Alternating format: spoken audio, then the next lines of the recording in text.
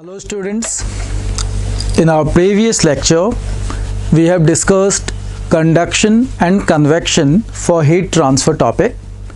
Today we are discussing one more topic of heat transfer, and that is the radiation.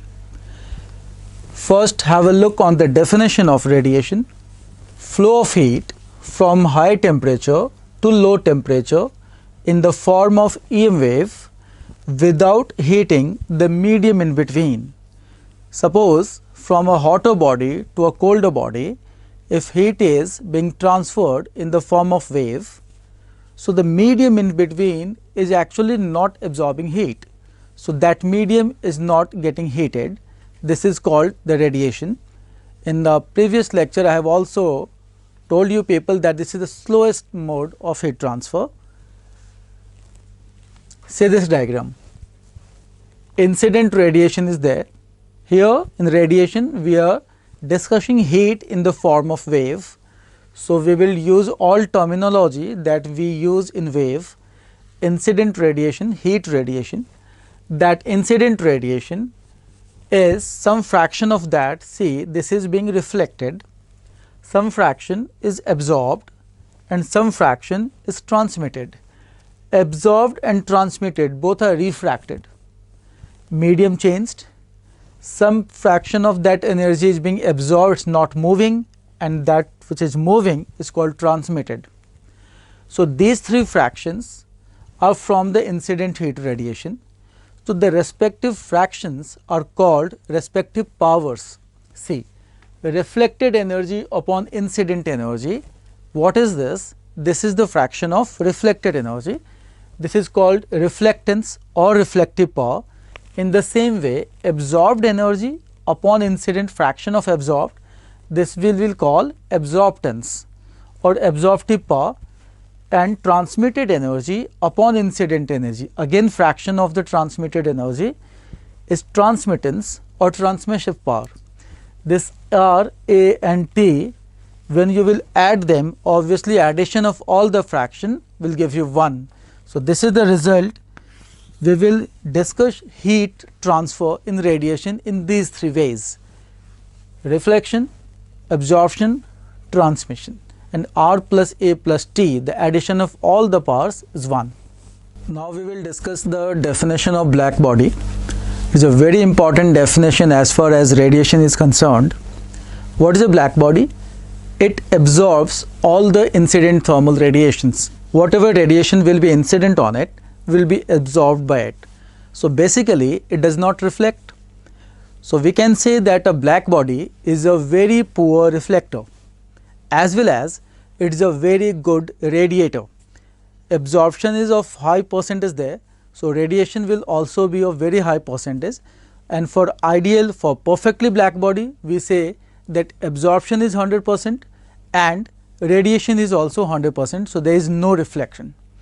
So this is the definition of black body. Fairies gave an idea of black body on the basis of that we study in optics, TIR. Like this is a body, in this thermal radiations are being incident, and at every point total internal reflection is there. So basically thermal radiations are not going out of this body. So there is no outside reflection. So we can say in one way the entire radiation that was incident was being absorbed by the body. So this is called black body. Okay. Now see, what is emissive power? We have discussed the reflective power, absorptive power and transmissive power.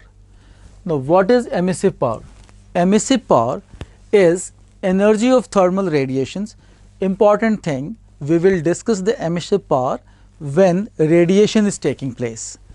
This is energy of what? Thermal radiation, and radiation is always after absorption. Energy of thermal radiation of all wavelengths emitted per unit area per unit time at a given temperature.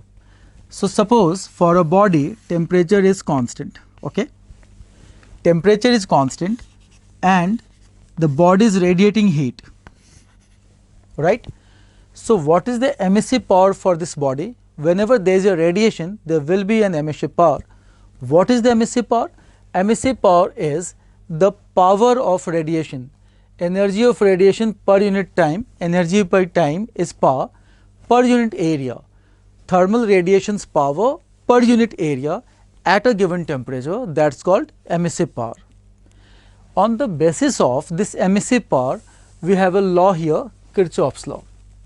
What is Kirchhoff's law? See, suppose we are taking three bodies, body 1, okay, body 2, and the third body is the black body. Third body is the black body, right? So, for a certain wavelength of thermal radiations, in general, when we discuss radiation, almost all wavelengths are present there. So, we are discussing one of the particular wavelength for a certain wavelength of thermal radiation. Suppose that wavelength is lambda. So, this first body is absorbing and this first body is emitting. There is a radiation. Emissive power is also there, absorptive power is also there. So, the ratio of emissive power to the absorptive power at this wavelength lambda for the first body. Okay. Similarly, second body emissive power upon absorptive power at the same wavelength lambda, and then we will calculate the same ratio for the black body. For black body, E, capital E say is the emissive power and the absorptive power is A. But what is the definition of black body? It absorbs all the incident radiation. In this way, the absorptance, the absorptive power must be 1. So, this A can be written as 1. So, basically what is left? E at that lambda. So, ratio of E by A is same for all the bodies including black body, but in black body that A becomes 1.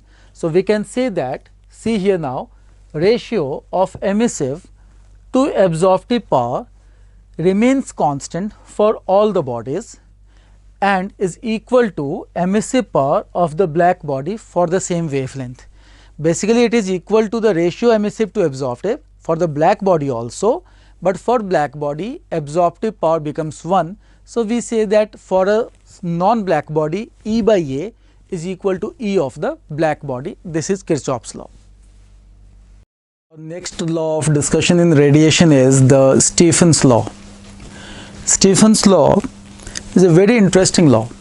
See, actually, if I will ask you what kind of body radiates thermal radiation, what kind of body?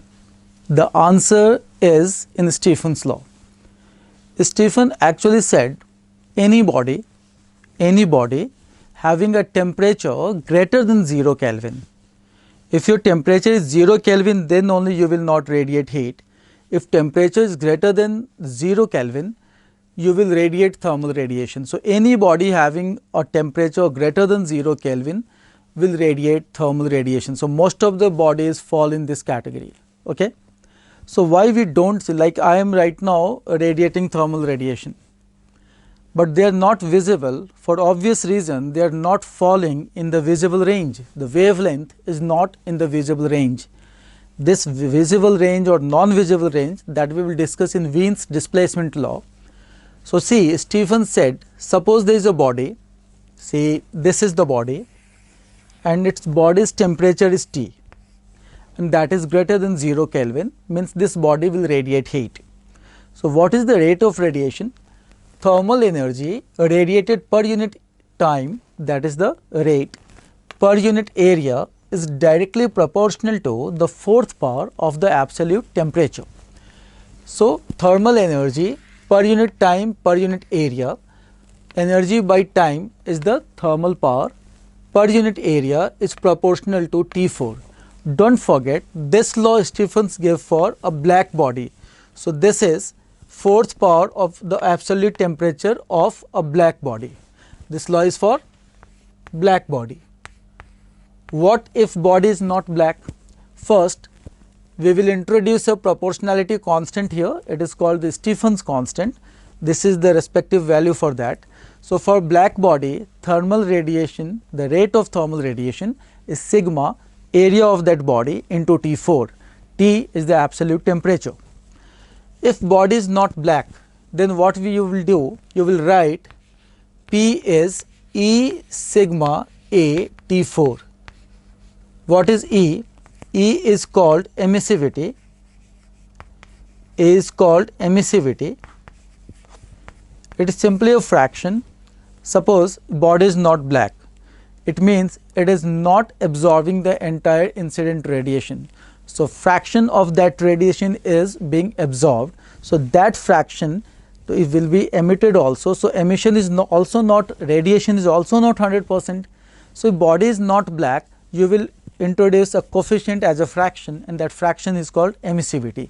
So, for black body this emissivity becomes 1. So, this is 0 greater than E greater than equal to 1. This is the range for this. So, if in question numericals E small e is given as a fraction, you will introduce E here. Otherwise, if it is not given, the body by default is the black body. Okay. Okay. Now, see here, for two spherical bodies at same temperature, there are two spherical bodies. I am not mentioning small e here, means you have to assume it as a black body. dq by dt, the ratio of their thermal power is proportional to r square, because proportional to area. So, for two bodies of same temperature, you can write P1 by P2 or dq by dt of 1 by dq by dt of 2 as R1 square by R2 square, where R1 and R2 are their respective radii. Okay. Now, on the basis of Stephen's law, there is one more law, Stephens-Boltzmann law, the same law. What it tells? This tells is the basic fundamental of the cooling process. How a body actually shows the cooling process, it actually undergoes the cooling process. Cooling does not mean simply that heat is being lost from you, because on the basis of Stephen's law, see, suppose I am standing in this room. So, my temperature is something, this for furnitures or board temperatures could be anything.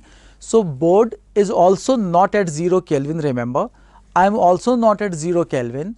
So, we might not be in thermal equilibrium. So, if our temperatures are different, board is also radiating heat, I am also radiating heat. So, I am absorbing the board's radiation, board is absorbing my thermal radiations. So, this process goes on, you and your surroundings both are radiating thermal radiations. So, when you are cooling, suppose you are at higher temperature, so your rate of thermal loss is greater than in comparison to the surroundings. So, you will cool, but during that cooling process, you are not only losing your heat, rather you are also absorbing the heat radiation from your surroundings. This is the basis of Stephens-Boltzmann law. You can see here, this is the body, this is system, and temperature of this system is T. Okay. What is the temperature of surroundings? T naught. So, T is losing heat thermal radiation, that is P. At the same time, this system is absorbing the thermal radiations that is being emitted by the surroundings, because surroundings temperature is also T naught. So, what is the relative loss? Relative loss is P, that was actual loss, minus P naught that was being absorbed. So, the relative loss is P minus P naught, E A sigma T4 minus T naught 4.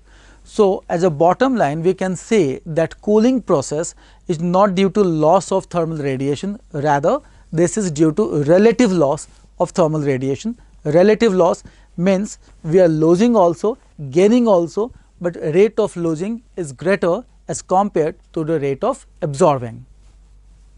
We now have a look on NEET 2017 question based on Stephen's law.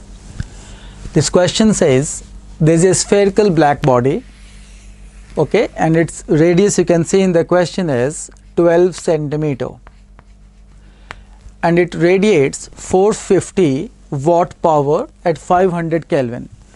So, T initial for this is 500 Kelvin, and on this temperature the initial thermal power is 450 watt. Now, the question says if the radius was halved and temperature doubled, what is the power radiated in watt? The new power is required because we are changing the temperature as well as the area. So, final temperature is twice of initial temperature. Okay. Final radius is half of the initial radius. So we will write the power formula from the Stephen's law. P is EA sigma T4. As the body is black, E would be 1. So the initial power divided by the final power is, area is 4 pi r square. Can we write r initial square T initial power 4 r final square T final power 4. Now see this, what is r initial by r final? That's 2 here. So that square will be 4. What is T initial by T final? T initial by T final is 1 by 2. What is the fourth power of 1 by 2? 1 by 16. So this is 1 by 4. Okay. Power initial upon power final is 1 by 4. So if you want to calculate final power, this is 4 times the initial power, and that would be 4 times the 450. So your answer would be 1800 watts. So simple Stephen's law formula we have used in this question, and our answer is 1800 watt. So our answer should be D. D is the correct option. Okay, now see a very important topic of radiation, very important topic, NLC, Newton's law of cooling. This law is actually based on that Stephen's Boltzmann law of cooling, but when the temperature difference between the system and surrounding is very low. See here, let temperature of system T is equal to surroundings temperature plus delta T, and you can see delta T is small. So this expression was there in Boltzmann Stephen's law. T4 minus T04, we have put the value of T here, and by using binomial. Why binomial? Because delta T we have already written is very small. So the finally T4 minus T04 for small delta T came out as 4 T0 cube delta T. Okay.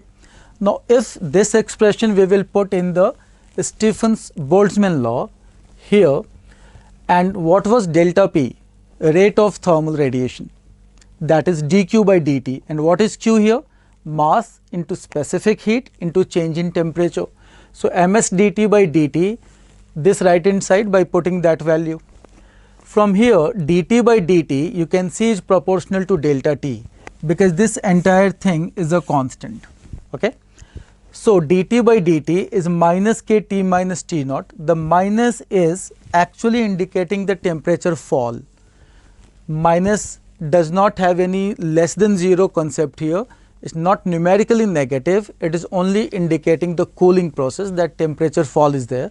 So we can say that rate of temperature fall with respect to time is proportional to the temperature difference between system and surrounding. That is, the system and surrounding temperature difference is, if temperature difference is deteriorating, the rate of temperature fall will become slow. Take an example on this. Suppose something is at some body is at 90 degrees Celsius and surroundings temperature is 10. So from 90 to 70, what is the gap? 20.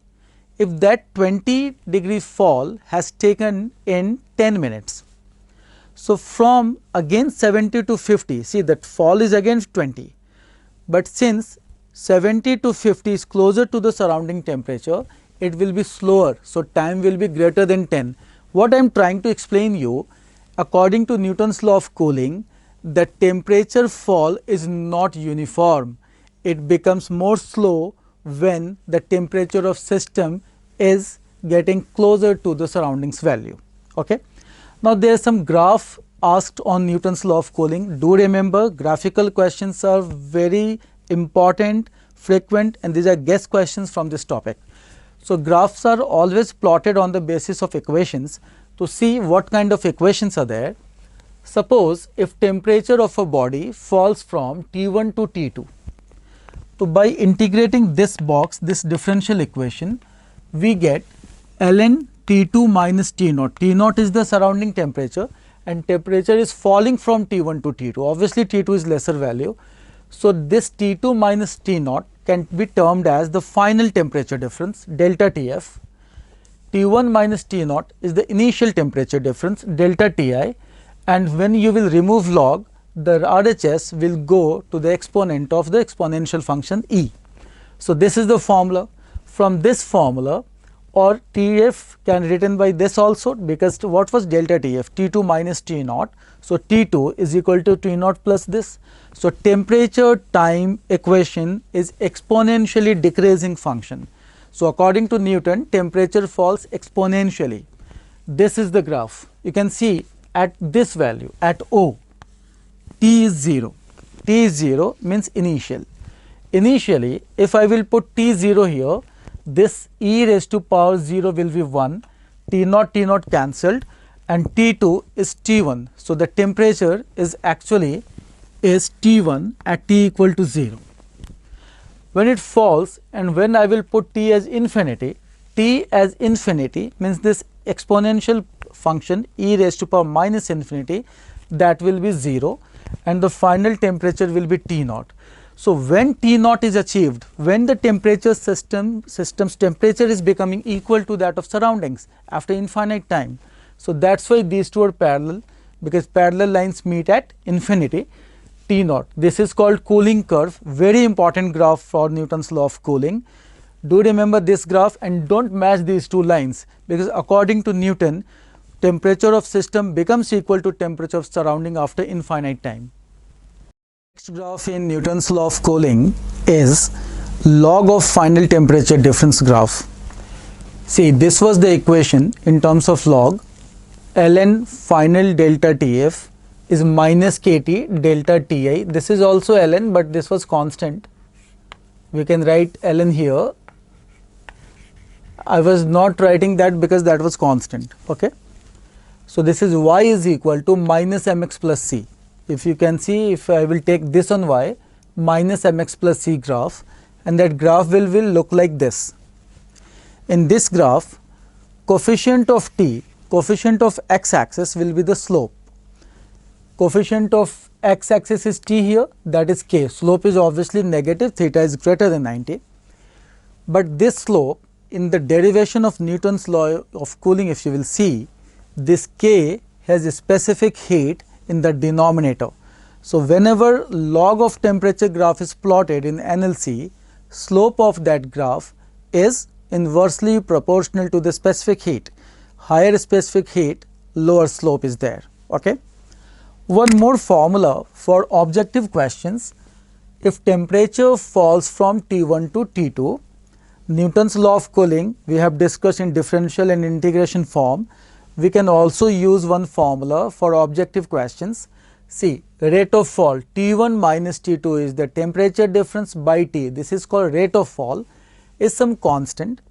Average temperature, T1, T2, average T1 plus T2 by 2 minus surroundings temperature. This you can use in question of objective questions of NLC if question says like temperature is falling from this to that. Now see one question on this basis. Temperature of a system falls from 90 to 70 in 10 minutes. Find time taken to fall of temperature for 70 to 50, and surroundings temperature is given as 20 degrees Celsius. Okay. See, this is the question and I am solving this question on the basis of this formula. T1 minus T2 in first data 90 to 70, that is the fall is of 20. What is the time taken? Time taken is 10 minutes equal to K. What is the average temperature for 90 to 70? 90 plus 70, 160 by 2. What we can write here? 80 minus surroundings temperature is 20. From here we can calculate K, that will remain constant for all temperature fall. This is 2 divided by 60. 1 by 30 is K. Now we will use the same K in the second data, which is 70 to, you can see here, 70 to 50. So we will write 70/50, that is 20 again, divided by T, which is required, is equal to K, which is now we have as 1/30. What is the average temperature for 70 to 50? It's 60. 60 minus surroundings temperature is 20. The RHS is 40/30, that is 4/3. LHS is 20/T, this is 5, and what time it is taking? It is taking 15 minutes, which is obviously greater than 10 minutes. This is what exactly the Newton's law of cooling is all about. Newton's law of cooling says for the same fall of temperature, if the range is nearer to the surrounding, the time taken is greater because the rate of cooling becomes slow. While discussing Stephen's law, we discussed that every body having temperature greater than 0 Kelvin radiates thermal energy, but radiations are not visible. Now that we are going to explain on the basis of Wien's displacement law. When you will see a black body, it is radiating thermal radiations. That radiation is of all the wavelengths. Many wavelengths are there. See, if a graph is plotted for the spectral radiancy